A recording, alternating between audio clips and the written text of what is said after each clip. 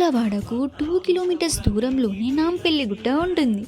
ఇక్కడ ఒక పెద్ద నాగుం పాము, ఆ పాము పుట్టలో లక్ష్మీ నరసింహస్వామి విగ్రహం ఉంటుంది.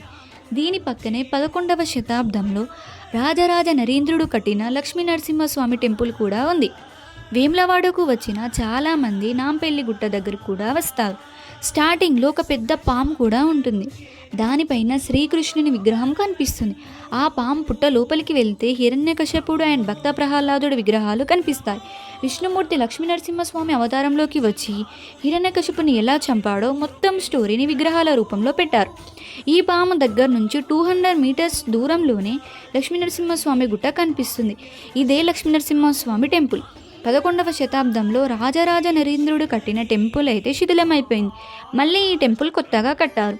స్టార్టింగ్లో ఒక స్తంభంపై మట్టితో వెలిసిన ఒక బౌల్ ఉంది. ఏదైనా కోరుకొని కాయిన్ వేస్తే ఆ బౌల్లో పడితే కోరుకుంది నెరవేరుతుందని ఇక్కడికి వచ్చి భక్తుల నమ్మకం. అయితే ఇక్కడ స్వయంభూగా పెద్ద బండరాయిపై లక్ష్మీనరసింహస్వామి వెలిసారు. ఈ టెంపుల్ ఎంట్రన్స్లోనే మనకు హనుమంతుడు ఉంటారు.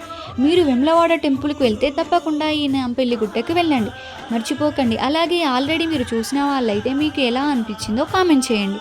అండ్ ఈ రీల్ని ఫ్రెండ్స్ అండ్ ఫ్యామిలీకి షేర్ చేయండి. Thank you.